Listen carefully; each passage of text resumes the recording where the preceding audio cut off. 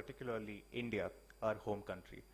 And it is in pursuit of that vision that finally, now that the pandemic has ended and we have this physical campus, that we thought of hosting this conference and using it as an opportunity to reflect on what is our responsibility as a blog focusing on international law in terms of the impact we want to achieve.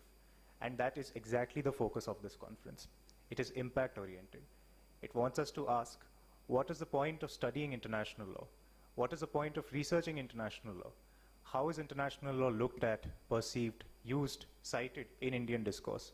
And how can we make that better? Essentially, while of course the nature of this conference is research driven, the research specifically that we seek out for, as evidenced from the title of this conference, which is Making International Law Relevant, Promises and Challenges for India, it comes from a consciousness that there is a problem with the discipline as to how it operates in India, as to how it is perceived in India, and that there is some role for us as scholars and students to help remedy that gap. And in order to do so, I'm delighted to welcome all of you with your brilliant ideas and across different fields within international law, be it human rights, be it international trade law, be it arbitration, and so forth. There is a lot of strategic interest to be asserted by India as a state, to be asserted by us and civil society within the state, and by any other actor for that matter. In that interest, I am very glad that the first panel is now going to commence shortly. Our first panel is one of two panels that we will host today on human rights and affiliated fields. We will feature papers and pitches focusing not just on human rights, but also international humanitarian law, international criminal law, international refugee law, and similar disciplines within the field. In the first panel, I am very glad to have with us Professor Raphael Pangalangan, who is an assistant professor and associate dean here at Jindal Global Law School. Professor Pangalangan specializes in human rights and international criminal law and criminal justice. He is also a visiting scholar at Harvard Law School. He was awarded the Bonavero Human Rights Fellowship, through which he advocated for the rights of Filipino migrant workers on death row in the MENA region. He also represents victims of extrajudicial killings through the and gender-based violence as a fellow for the Center of International Law at the Philippines, and he serves as a legal advisor to the UNODC and the UNOHCHR. Essentially, Professor Pangalangan is the expert on many of the issues that will be discussed here today in this panel and the one to follow, and to have his guidance in facilitating the discussion between us to reflect on how human rights can improve, how international law vocabularies and human rights in particular can improve lived experiences in India. We are very grateful to have your presence and to have you with us. And with that, I declare the conference open. Unfortunately, two of our speakers scheduled for this panel could not make it today because of unforeseen circumstances. But we have here with us today Lok Aditya Gaura and Neeti Pandey. Neeti will be joining us online, and Lok Aditya, as a student of Jindal, has joined us in person. And with that, I give the floor to Professor Pangalangan. Thank you. Okay, thank you very much for that kind introduction, Abhijit. So, yes, we have the honor of being the first panel on this early morning on this holiday. So, I've read through your abstracts, I've read through your papers, and I think that you have some very good ideas, and I'm looking forward to threshing these out with you through this panel. So, given that there are only two speakers for this panel, what we'll do is afford you more time to speak, should you decide to. So rather than only having 12 minutes to present your abstract, we'll now give you 15, 20 minutes if that would be necessary. But you know, we keep things, we subscribe to OCOM's Razor.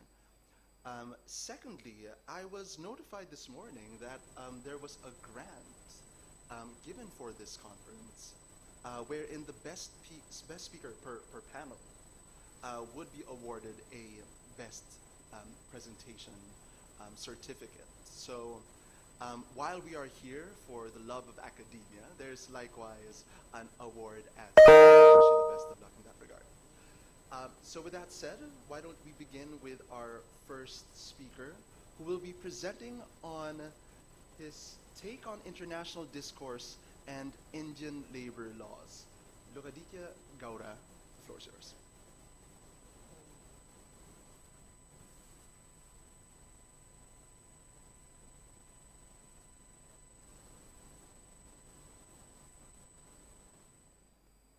May I ask the speaker's PowerPoint presentation to be presented on screen, please? Yeah, perfect. Thank you. And Neeti is still able to see this, right? Neeti, you're also able to see the presentation as well, right?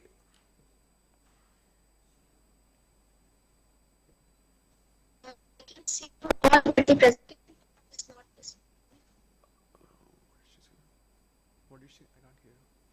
Neeti, could you just repeat what you just said? I am seeing. Oh, okay. Thank you.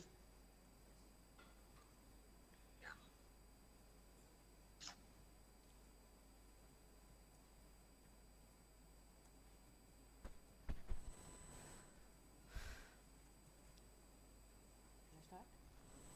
Thank you. I hope everyone had a 1 second the slides.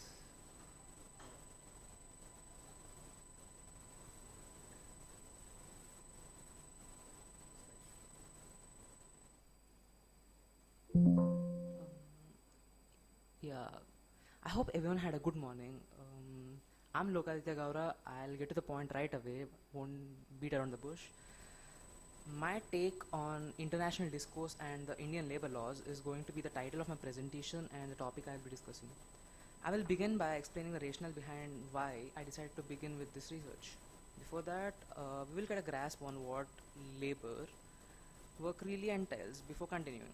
To put it more succinctly, labor work is the effort that people put forth to create production in the role of factors of production for which they are compensated with an amount.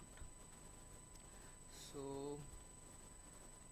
the following is an excerpt from Karl Marx. A capitalistic society works on the premise that production or profit is created in the presence of exploitation of labor.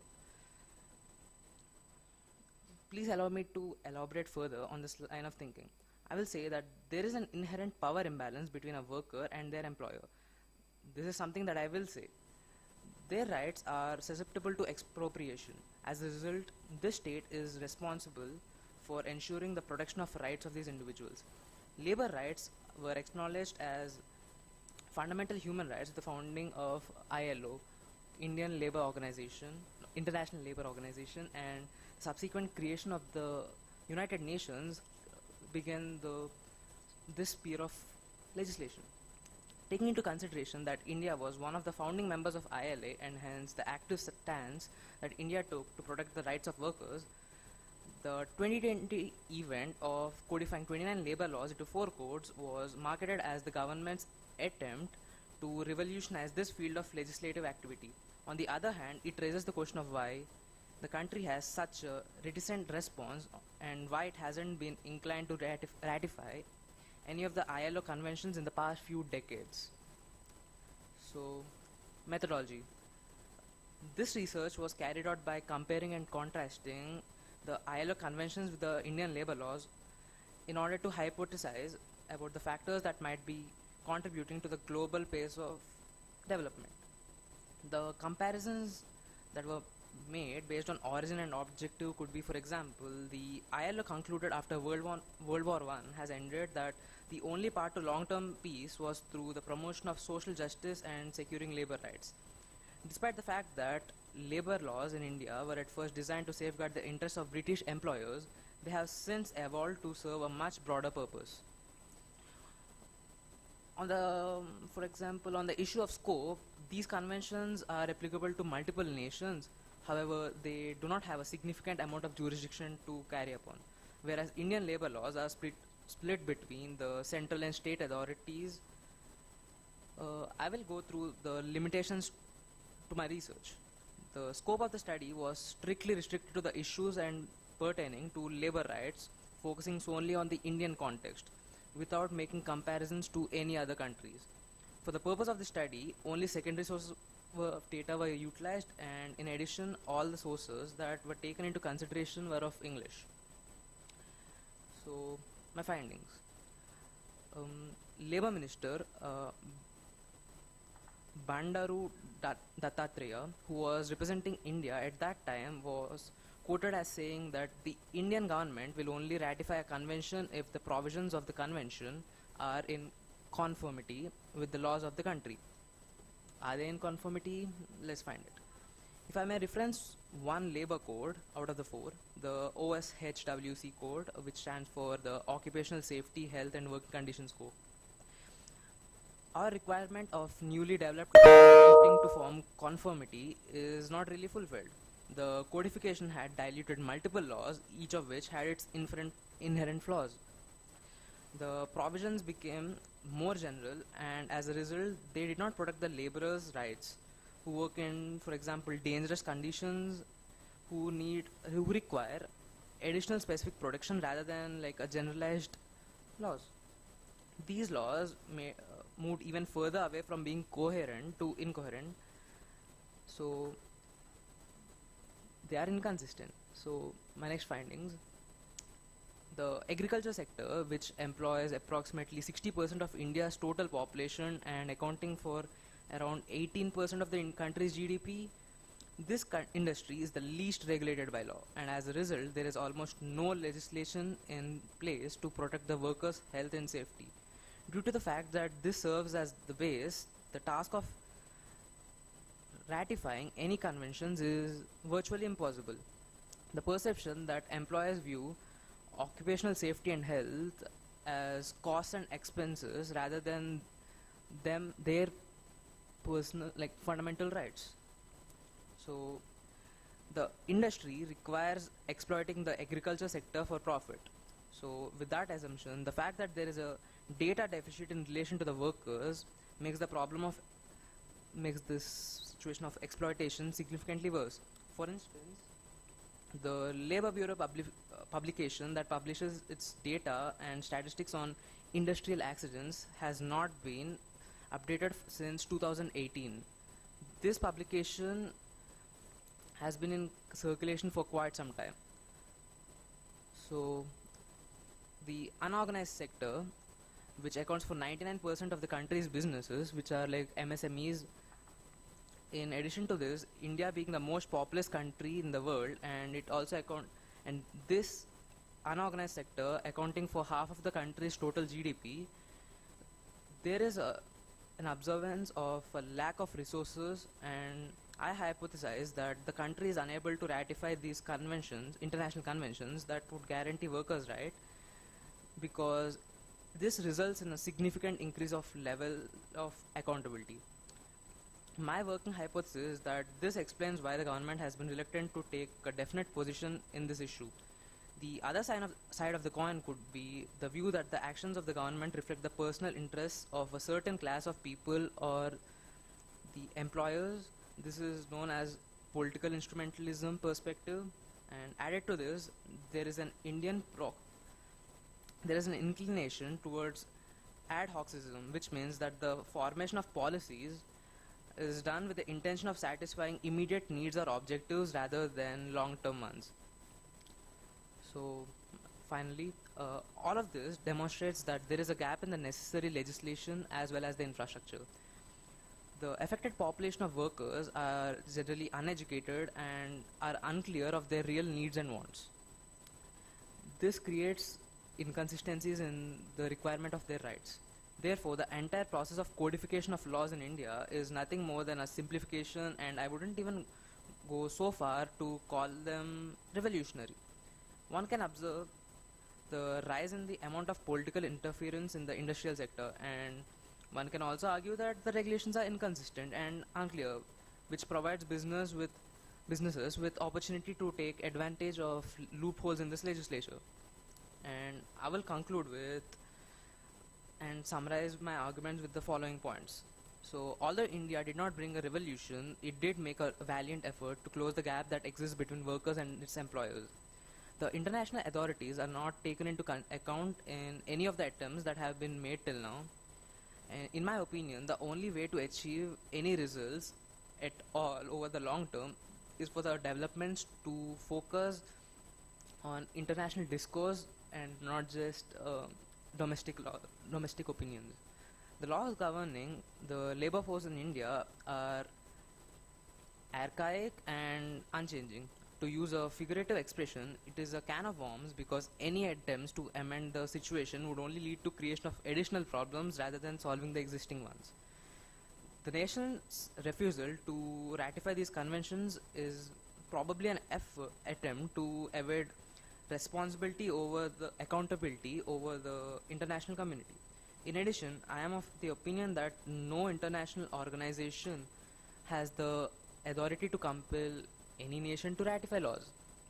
So there is a need for activism, and it can come from either the working class or the workers or the government. Discourse is encouraged in this stream, and in order to obtain more answers to the problem solving questions, we need activism. I would like to thank you for your attention and also let you know that I am available to answer any further questions. Thank you.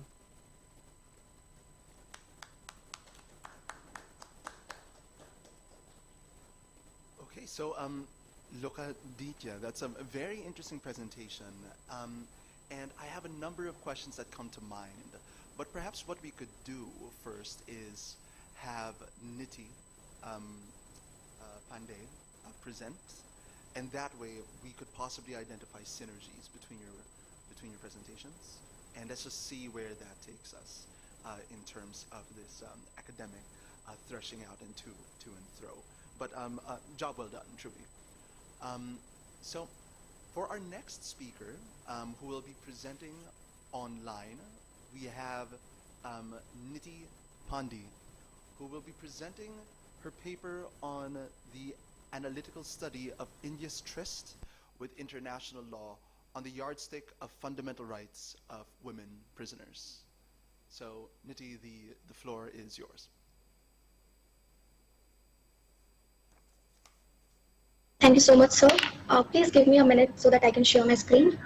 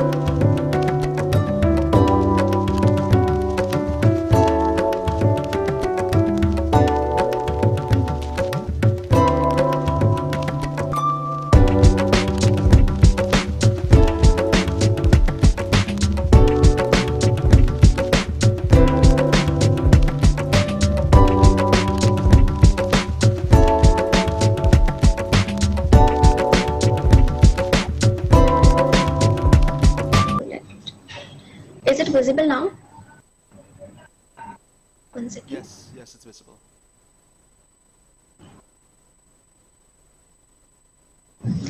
Okay, so good morning everyone. I am Niti Pandey, a fourth year law student, currently pursuing my law course from SVKM's Narsi Monji Institute of Management Studies, Indore.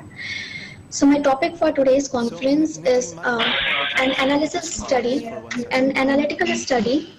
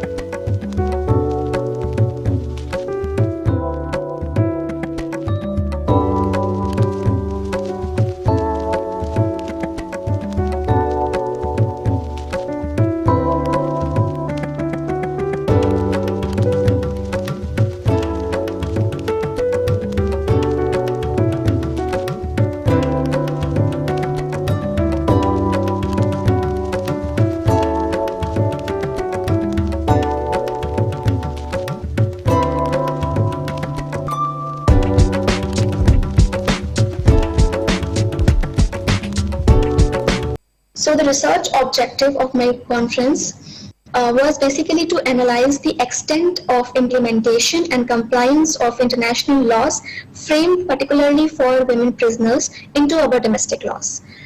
So the roadmap that I would be following throughout my conference would be, first I would be dealing with the introduction part, and I would be telling about my topic, then the international legal framework for the protection of women prisoners. Then I will be coming on the Indian legal framework for the same, and we will proceed the analytical part by demonstrating the current situation of the women prisoners in India and the problem faced by them, and the role of NGOs and NHRC in protecting the women's prisoners' dignity and fundamental rights, and we'll conclude it by suggesting some recommendations. Next slide. So to begin with the introduction part, women have always been vulnerable in India, but change the slide, the introduction part, third. So to begin with the introduction part, women have always been vulnerable in India, but the condition becomes more vulnerable when they ends up in the prison. So in a news reporting by The Wire, one women prisoner, Meena, who has spent her 4 years in Shahjahanpur district jail in a dowry-related case that was later dropped, states, and I quote, that every time we get back from our one of our court dates, we had to strip completely in front of the women guard, and that they would put their hands everywhere you can think of. It didn't even matter if women were on their period. They asked to take off their underwear and spread their legs. As enumerated in the Universal Declaration of Human Rights, all human beings are born free and equal in dignity and right. And the same has been acknowledged by India in several occasions. But in spite of the various legal measures taken by both the judiciary and the state government in framing various legal measures and legislative frameworks and the judicial precedents, but the situation of women prisoners in India is still doubtful. Next slide. So let's first discuss what international law is providing for the protection and well-being of women prisoners. So we'll start with the articles of CEDAW. Basically, CEDAW is the Convention of Elimination of All Discrimination Against Women. It's Article 3 and Article 4 both oblige the state government, basically the countries, the nation parties, to ensure that no discrimination should be done to women in any field, whether that it is be the social field or economical or political, etc. The Article 4 of CEDAW states that in any case of violence against women, state obliged to take proper law enforcement measures for its preservation. Next is ICESCR. Basically, this is International Convention on Economic, Social, and Cultural Rights. It states that all the prisoners shall have the right to physical and mental health, and the same is the obligation on the states to ensure. Third is the Convention Against Torture, wherein it is incorporated that there is the right to complain to everyone who has been detained if they face any kind of custodial torture.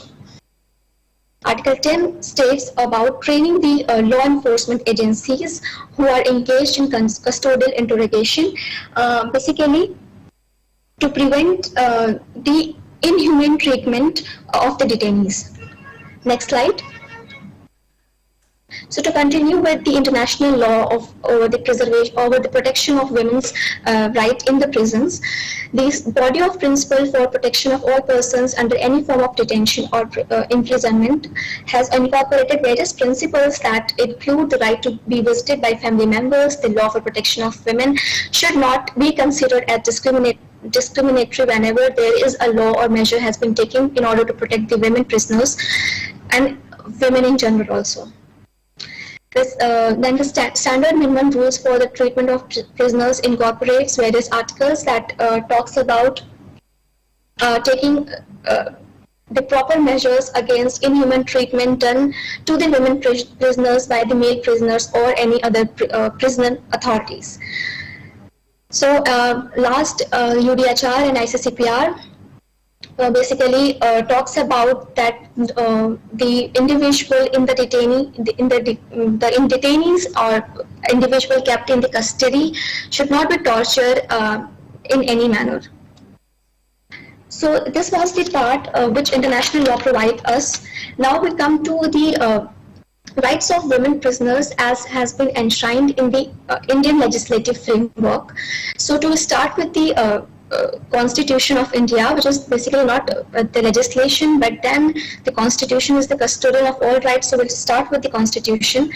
There has been no direct any right or protection has been provided to the women prisoners in the Constitution. But yes, there are certain rights like right to free legal aid, a speedy trial in Husainara Khatun case, the right against inhuman treatment in custody in DK Basu case, and the right against custodial violence and unreasonable solitary confinement has been incorporated under the garb of Article 21.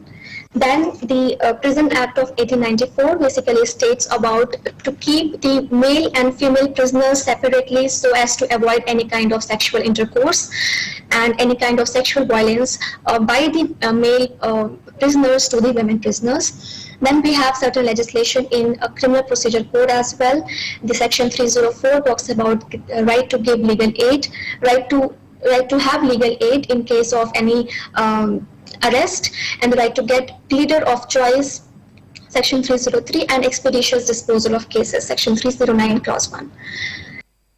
Then we have Model Prison Manual of 2003 that basically also obliges state authorities to take proper management of prisons, and the Model Prison Manual 2016 that basically talks about the advancement of prison. So at last the role of NGOs and NHRC. So NHRC has basically done an applaudable job in taking measures and setting up mechanisms for the women prisoners protection. Along with the NGOs like Legal Aid Services led to the case of famous DK Basu versus State of West Bengal that has led to the evolution of custodial jurisprudence in India, and this NGO named Women's Action Research and Legal Action that has basically led to the case of R.D. Upadhyay versus State of Andhra Pradesh that has led to the development and welfare of children living in the jail with the women prisoners. So basically these all I have said illustrates that yes, India has to an extent incorporated certain legislations with which international law has been providing for the protection of women prisoners. India, following its dualistic approach, have incorporated and framed certain laws for the protection of women prisoners, but the real moot question is whether they are properly being followed in India. And this basic question will answer my research objective, that whether the international law is being implemented and followed in India or not. So I would like to mention, I am on the slide 9.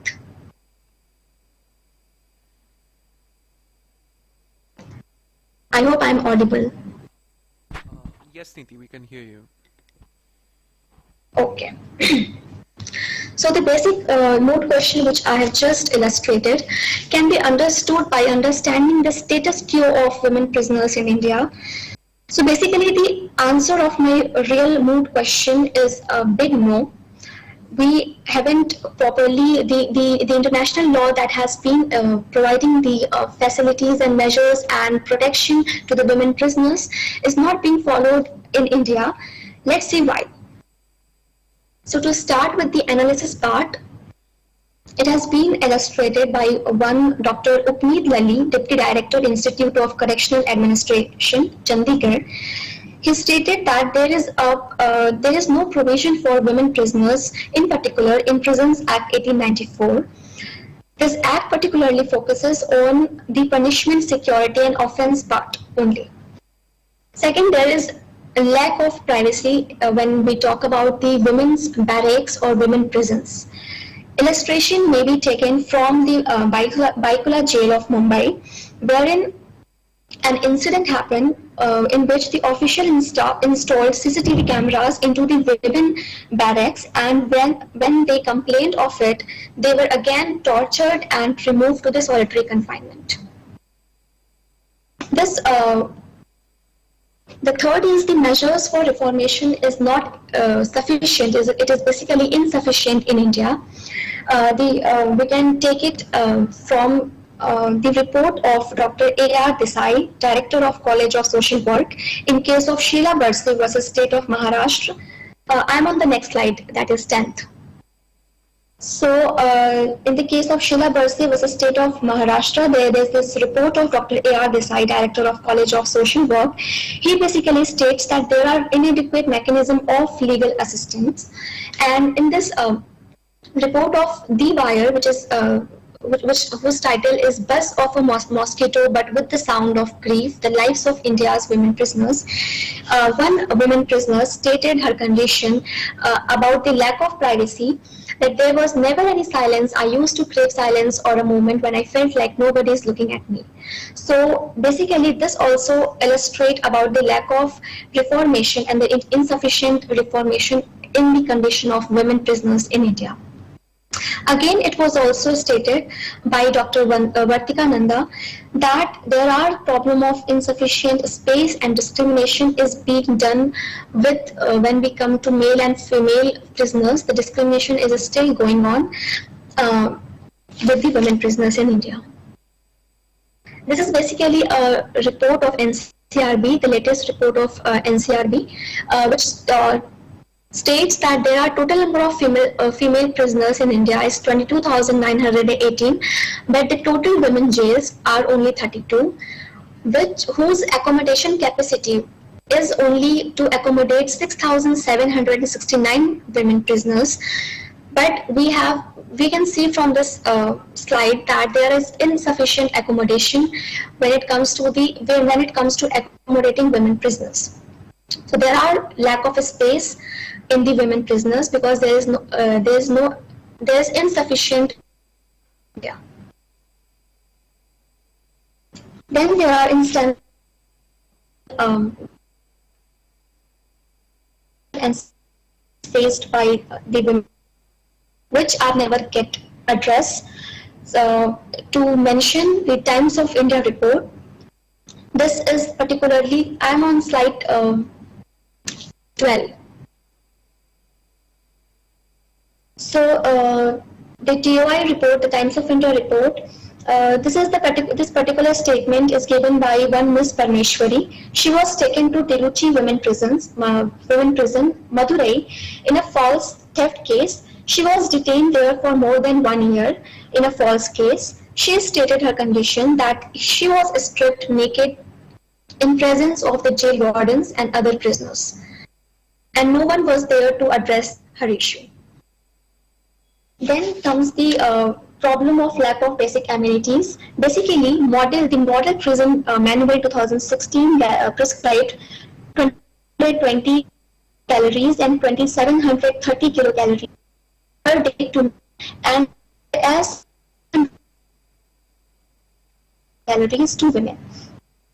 But instead, in the report of Ministry of Women and Child Development, the report of 2018 on women in prison, it was noted that visit to prison revealed that this difference in calorie has been taken as a defense to give women less food than men. The quality of food given to women prisoners was inadequate, and the report also mentioned that dining and the kitchen area was the majorly neglected area in the prison.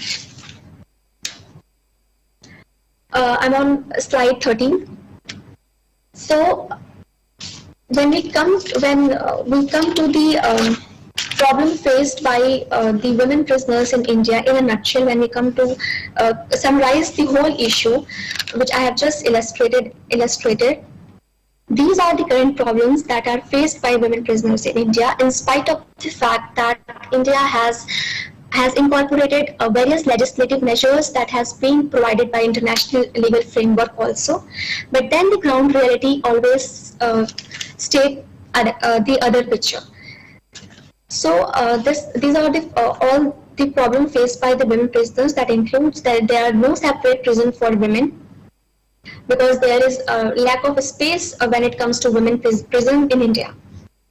The insufficient women medical officers, the sexual violence and exploitation is being done to them without any redressal mechanism.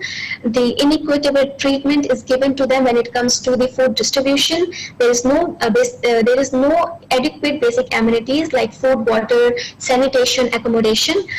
And the last is the majority were under trials. That means they are neither convicted nor they're not convicted, and they are still facing the problem in the prison. So to conclude, I'm on the 14th slide now, conclusion part. So to conclude, I would like to state that to strike the balance between the needs of law enforcement on one hand and the protection of citizens from oppression and injustice at the hands of the law enforcement machinery on the other is a perennial problem of statecraft. The pendulum over the years has been swinging to the right. And with this quote, we can also observe that India, following her dualistic approach, has vehemently tried to incorporate the international provisions and guidelines, but still we also observe, on the other hand, that the ground situation of women in Indian prison is very dismal, which shows that the proper implementation of international law is still lacking in India. So these are some recommendations which I would like to propose, that there should be adequate facilities for health and medical examination for the pregnant women. There should be awareness through legal aid camps. There should be a proper accommodation, proper basic amenities should be provided to them. The strict addressal of sexual violence cases should be there. The mechanism should be framed by the legislative, and there should be a strict implementation of whatever guidelines and whatever measures has been illustrated by the judiciary in various cases. Thank you so much.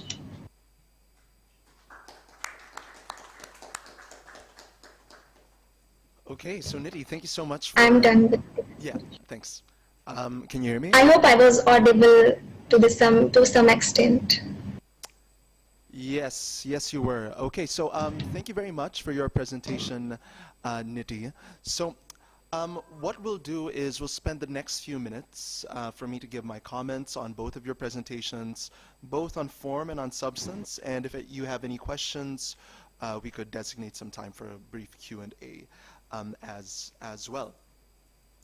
So there's something that your two papers have in common, and that is how it paints a picture that international law, when it comes to India's compliance with international law, it's there in principle, though it is lacking in practice. It has not been transformed or incorporated domestically. What I find particularly interesting, however, is how you are pointing out to this phenomenon, which is manifested in different ways.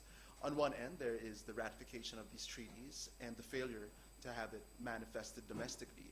And in your paper, Lokaditya, what we find is a outright refusal to subscribe to the conventions at all. So what I would find interesting is to see what spells out, what explains that difference in approach. So this is a comment on paper 1 in particular.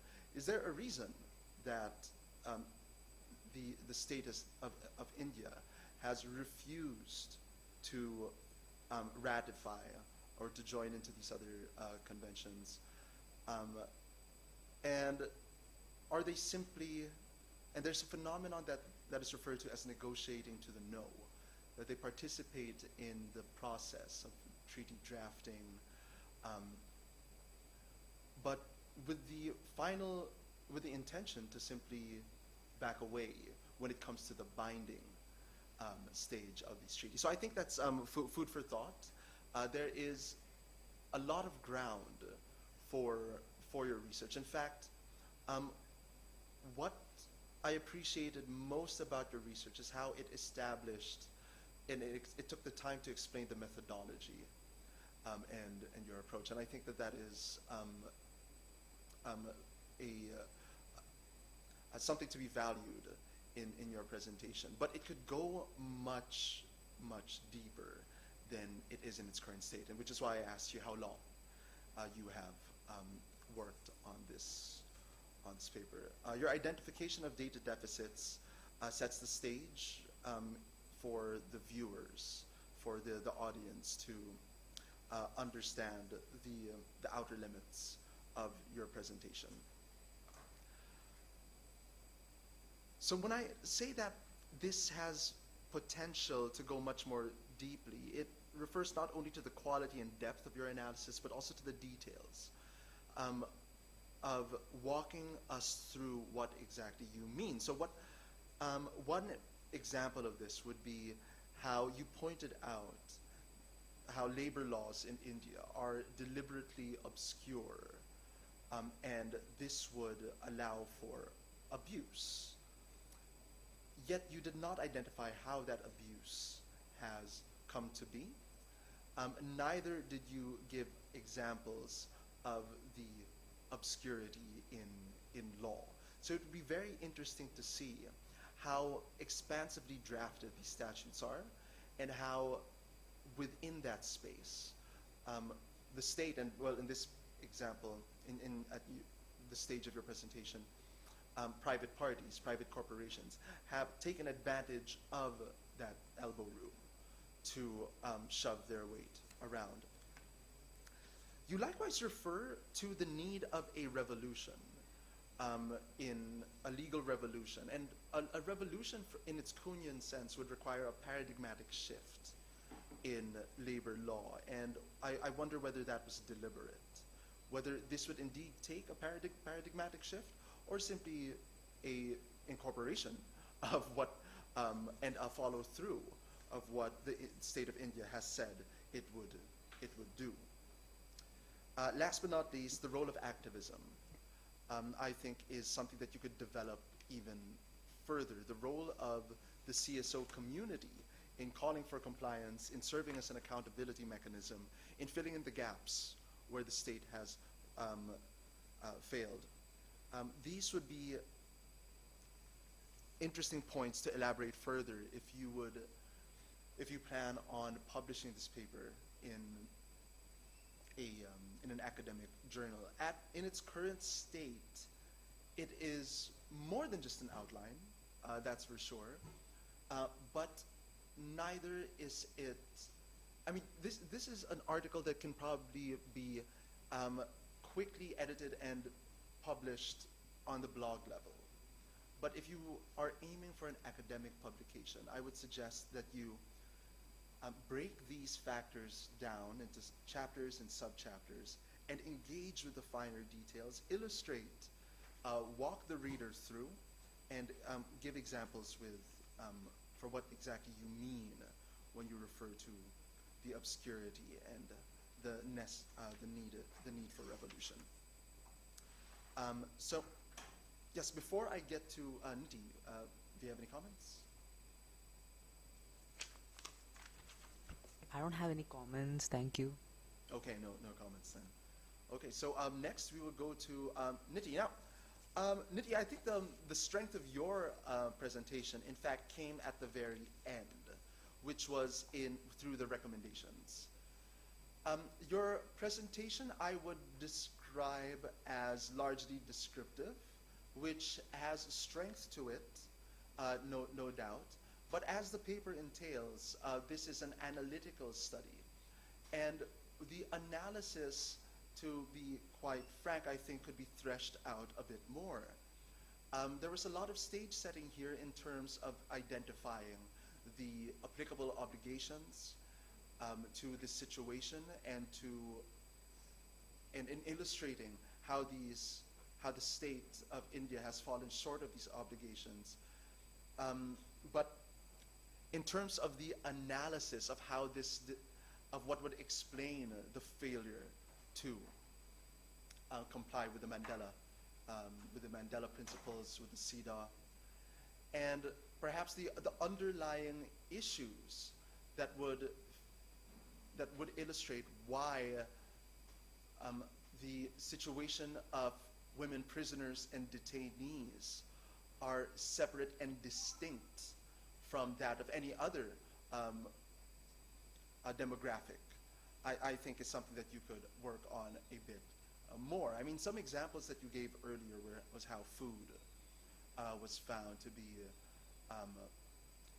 lacking quality, and the lack of quality was not exactly described. I mean, in what way was the right to food? Did the state fall short in providing food to the prisoners and detainees? And when it comes to food in particular, well, this is something that would be relevant not only for women prisoners, but for, well, all people. So I would be interested to see what exactly you mean by this having specifically and specially affected a marginalized group. The strength of your paper, however, again, is in the recommendations.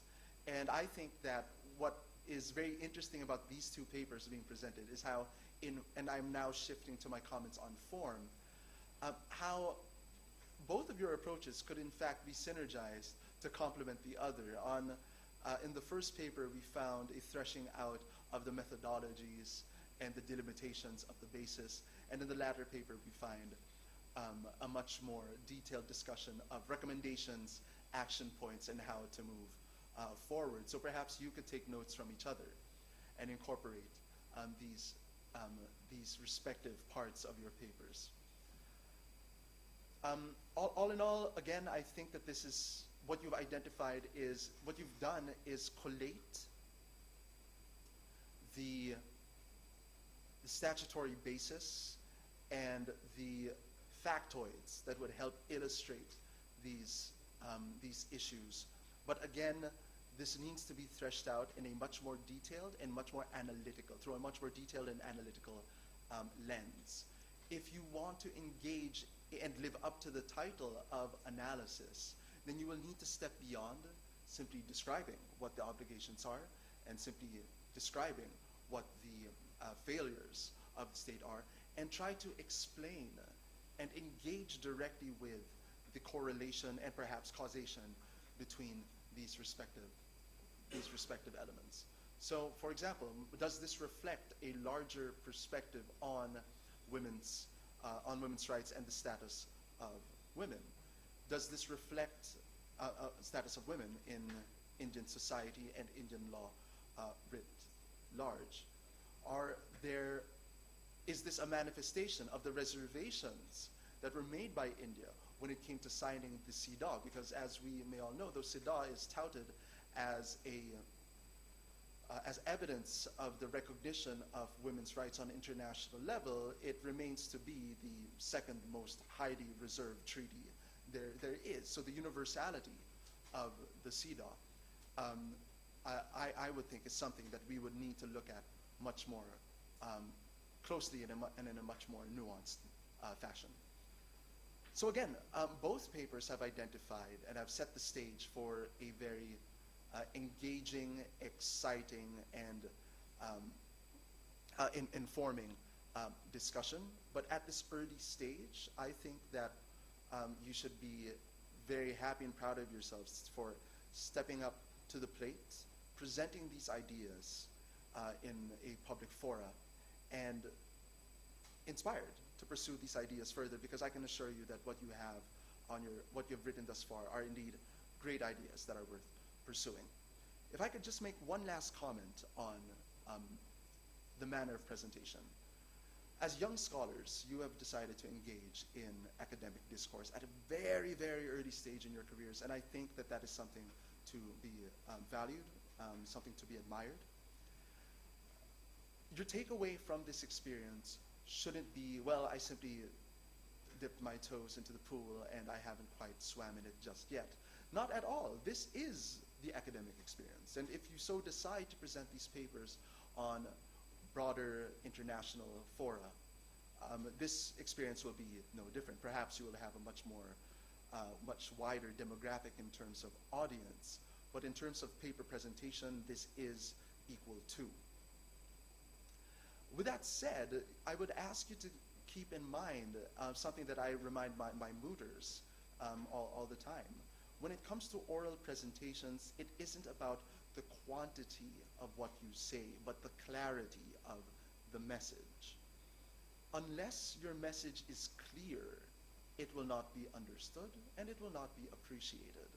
So do not rush through your presentations. Do not flood your PowerPoints with text, because what you want is something that I could hear on the spot, see in one slide, and understand at a given moment.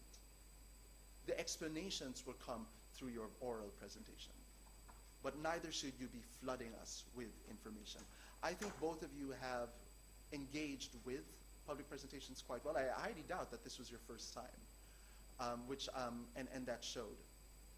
But keep in mind, especially as you move on to more internationalized audiences who may not be as familiar with Indian law and with the particular doctrines and jargon that you use in the Indian legal context, that you should take your time and walk us through. Do not assume that we understand the doctrines that you are presenting, and do not assume that we are obligated to bend over backwards and understand you. I could very well step away from a presentation and say, I do not understand a single thing, and that would be on the presenter and not on the audience member. So with that said, I think you did a very good job as young scholars. I encourage you to pursue these ideas further, and if you have any questions whatsoever on the substance of your presentations, or perhaps even on the publication process, I do encourage you and everyone here to get in touch with me, and I'd be happy to assist how I can. So, a round of applause.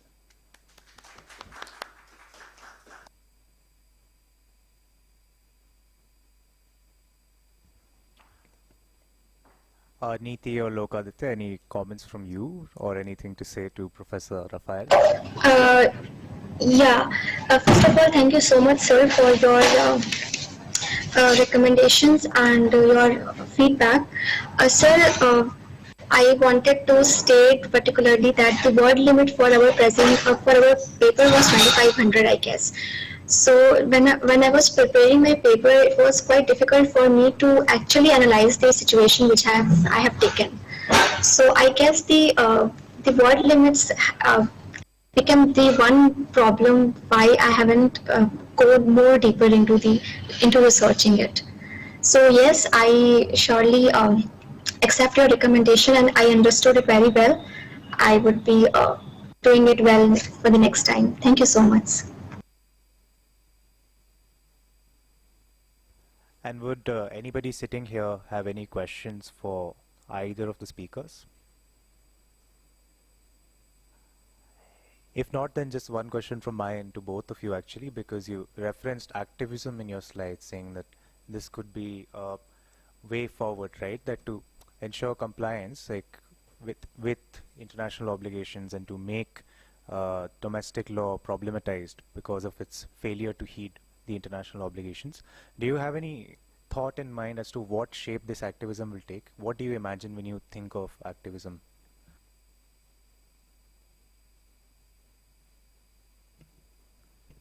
Hello. The activism that I mentioned was actually me trying to create a clash between like two ideologies, which are like the capitalistic ideology and like the communist or socialism, because labor rights are like, it's a socialistic concept. So I was thinking that like I should create an inclination to a side which creates more efforts in one sphere of legislature. For example, if the government is leaning towards protecting more of the employer rights, then the affected people would be the employees. So the employees get the perspective from the socialism. So I was thinking of like saying that this socialistic ideology and the activism is needed in that sphere, and that's it. Thank you. So for my topics, that is for the women prisoners.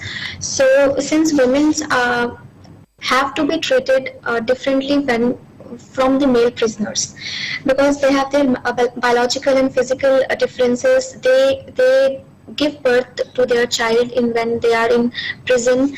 The overall development and growth of their child are in their hand, whether they are in living in prison or outside.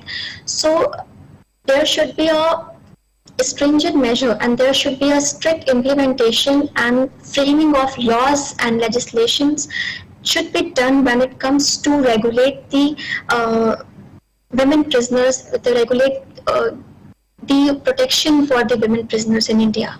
So by strict implementation of law at the executive part, both from the legislative and executive part, will make a change to the women prisoners in India. Thank you.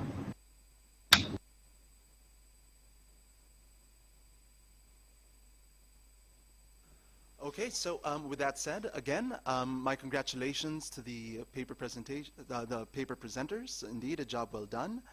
And I thank everyone for having attended and having listened to these very exciting ideas. With that said, we formally close this panel, and we look forward to hearing our next speakers for the rest of the day. Thank you so much, Professor. To everybody here, to anyone online, we will start with Professor Shailja Singh's lecture at 11 a.m. sharp. And we're very excited that Professor Shailja is already here with us. She is here on the table. So we are excited to begin the talk shortly. Until then, we will be here in the Big Bang Hall. So if you want to reach out to any of us, please do so. And meanwhile, we encourage you to join us in person if you can. So thank you so much, and we will start again soon.